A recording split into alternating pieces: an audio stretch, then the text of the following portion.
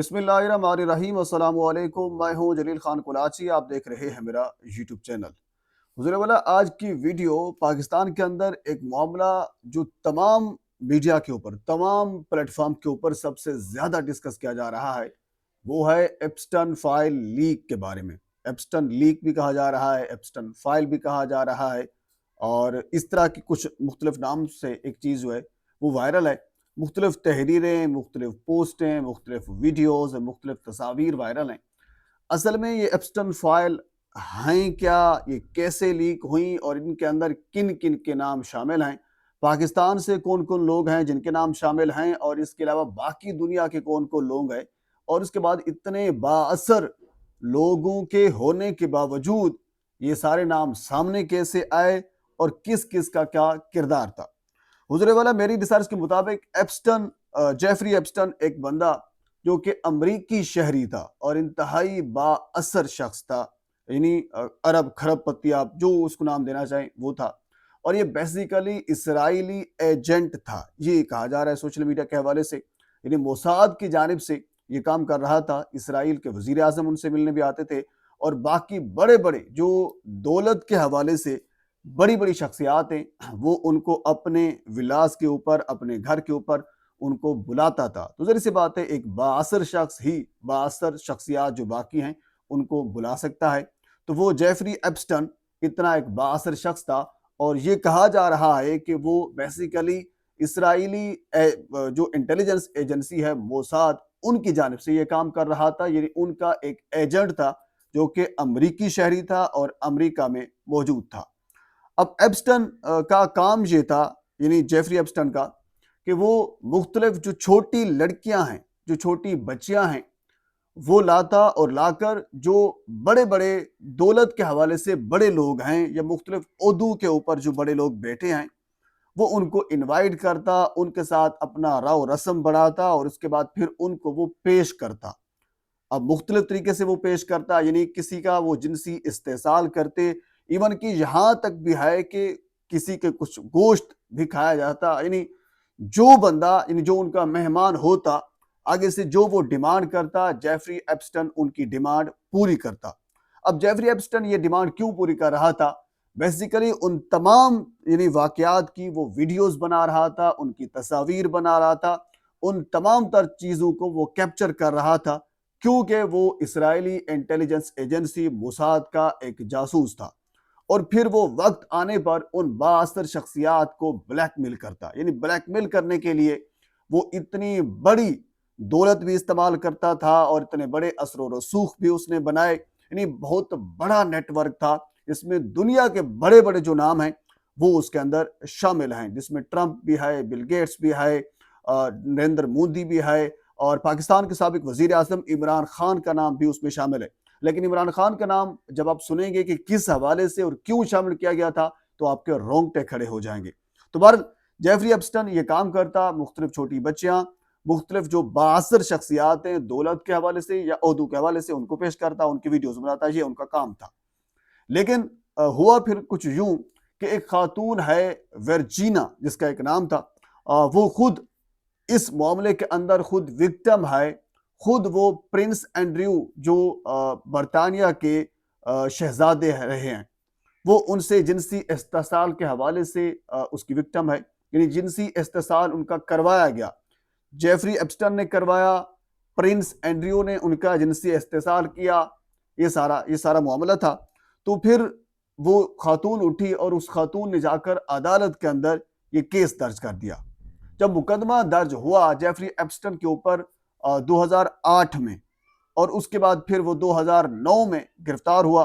गिरफ्तार होने के बाद तकरीबन 2019 तक वो जेल के अंदर रहा, और जेल के अलावा मुख्तलिफ अदवार में वो बाहर भी आता रहा, उनको जमानतें भी मिलती रही। इवन के जिस वकील ने उसकी जमानत भी करवाई थी, और ट्रंप ने बाद में उनको एक वजीर भी लगाया। यानी मुख्तलिफ अदवार में वो बाहर भी आता रहा, जेल के अंदर भी रहा, और बिलाखिर 2019 में जेल के अंदर वो मर गया। अब ये कहा गया कि किसी ने कहा कि उसने खुदकुशी की या वो तिबी मौत बराबर, ये अपनी जगह पे अभी तक वो सवाल मौजूद है। 2008 के अंदर खुद जेफरी एप्स्टन ने عدالت کے اندر یہ تسلیم کیا، یہ اعتراف جرم کیا کہ انہوں نے چھوٹی بچیاں، کم عمر بچیاں جو ہیں مختلف لوگوں کو جنسی استحصال کے لیے پرووائڈ کی، یعنی اس نے مان لیا، تو عدالت نے ان کو رجسٹرڈ جو مجرم ہے وہ قرار دے دیا۔ لیکن اب سوال یہ پیدا ہوتا ہے کہ اب یہ معاملہ کیوں زیر بحث آیا؟ 2008 والا معاملہ 2009 میں مقدمہ درج ہوا، بندہ 2019 میں فوت ہو گیا، مر گیا، تو اس کے بعد پھر اب 2026 میں یہ معاملہ کیوں ہائی لائٹ ہو رہا ہے؟ کچھ فائلز یعنی جو لیک سے مراد یہ ہے کہ بیسیکلی یہ جتنی جو کیس درج ہوئے وہ عدالت کے اندر موجود تھے، اور جو ہیومن رائٹس کی تنظیمیں ہیں، جو میڈیا کے بااثر شخصیات ہیں، وہ اس کے اوپر زور دیتے رہے کہ اس کے اندر کیا کچھ ہے، لیکن عدالت نے اس تمام تر کارروائی کو خفیہ رکھا۔ اس میں یہ کہا کہ مختلف خواتین کے جو بیان ریکارڈ کروائے گئے تھے، جن کا جنسی استحصال ہوا تھا، انہوں نے مختلف بڑی بڑی شخصیات کے اوپر الزام لگائے تھے۔ اب الزام کو جو الزامات لگائے تھے، جب تک وہ الزامات ثابت نہیں ہونے تھے تب تک عدالت نے ان کو اوپن نہیں کرنا تھا۔ یہ بھی ظاہر سی بات ہے، اخلاقی طور پر بھی یہ نہیں بنتا تھا۔ اگر کسی کے اوپر الزام ہے تو اس کے ایک بدنامی ہو جائے گی کہ اس نے کم عمر بچے کے ساتھ جنسی زیادتی کی ہے۔ عدالت نے یہ کہا کہ جب تک یہ ثابت نہیں ہو جاتا، اور اس کے بعد پھر اس معاملے کو ہم یعنی ان سیل کر دیں گے، پہلے یہ سیل کر دیا گیا تھا۔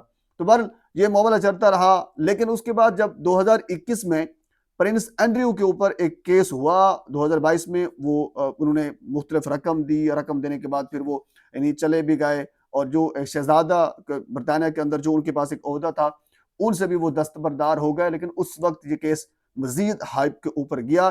لیکن بہت سے الزامات اور بہت سی فائلز، بہت سی تصاویر، بہت سی ویڈیوز عدالت کے اندر پہنچ چکی تھی، لیکن تب تک بھی عدالت نے ان تمام تر چیزوں کو پبلک نہیں کیا تھا۔ وجہ یہی تھی کہ ابھی بہت سی چیزیں یا بہت سے شواہد ملنا باقی تھے، اور اس میں بڑے بڑے جو معاصر شخصیات ہیں ان کے نام بھی موجود تھے، یعنی دو چیزوں عدالت پھنسی ہوئی تھی، معاصر شخصیات تھے، دوسری جانب ہیومن رائٹس، اور جو میڈیا مالکان ہیں، جو میڈیا کے لوگ ہیں، وہ اس کے اوپر دباؤ ڈال رہے تھے کہ ان تمام تر جو فائلز ہیں ان کو باہر نکالا جائے، بتایا جائے کہ کون کون لوگ جیفری ایپسٹن یعنی کن لوگوں کو بچیاں پیش کرتا رہا، اور ان کے ساتھ پھر وہ کیا کیا کس جگہ کے اوپر کیا کرتے رہے، یعنی جو تفصیلات ہیں وہ سامنے لائی جائیں۔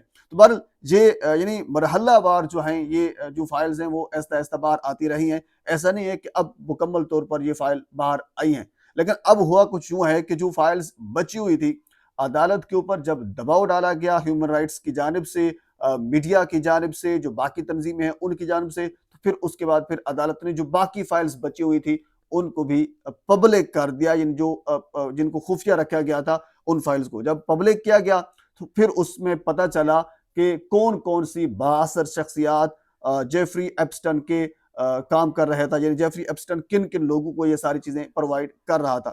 اس میں ٹرمپ کا نام آیا، اس میں بل گیٹس کا نام بھی شامل ہوا، اس میں مودی کا نام بھی شامل ہے، اس میں عمران خان صاحب کا نام بھی شامل ہے۔ تو عمران خان کے حوالے سے میں آپ کے سامنے ایک چیز رکھ دیتا ہوں، جو فائلز ہیں، فائلز کے اندر بے شمار لوگوں کے نام شامل ہیں، اور ہر کے اوپر الزام یہ نہیں ہے کہ انہوں نے جنسی استحصال کیا ہے۔ عمران خان کے حوالے سے جو ایپسٹن فائل ہے ان کے اوپر واضح طور پر یہ لکھا گیا ہے کہ یعنی جو عمران خان ہے یہ برطانیہ کے یعنی سوشل کے حوالے سے اگر بات کی جائے تو انتہائی بااثر شخصیت تھے برطانیہ میں، بہت سے لوگ جو ان کو جانتے تھے، ان کو فالو کرتے تھے، لیکن عمران خان جو طیب اردگان ہے ان سے، پیوٹن سے، اور شی جن پنگ سے، اور جو بڑے بڑے بااثر شخصیات ہیں دنیا کے اندر، ان سے امن کے حوالے سے اگر کوئی زیادہ طاقتور موقف رکھتا ہے تو وہ عمران خان ہے۔ تو اس کے بعد یعنی یہ جو قصہ ہے یہ چل رہا ہے، تو اس کی کہانی جو میرے تک پہنچی ہے وہ کچھ یوں ہے۔ تو باقی مختلف جو یعنی بڑی بڑی شخصیات ہیں ان کے اوپر کیا کیا الزامات ہیں، یہ اگلے ویڈیو کے اندر میں آپ کے سامنے یہ چیز رکھوں گا۔ ایک مرتبہ آپ سے گزارش ہے میرے چینل کو سبسکرائب کر دیں تاکہ آنے والی ہر انفارمیٹیو ویڈیو آپ تک پہنچ سکے۔ اللہ حافظ۔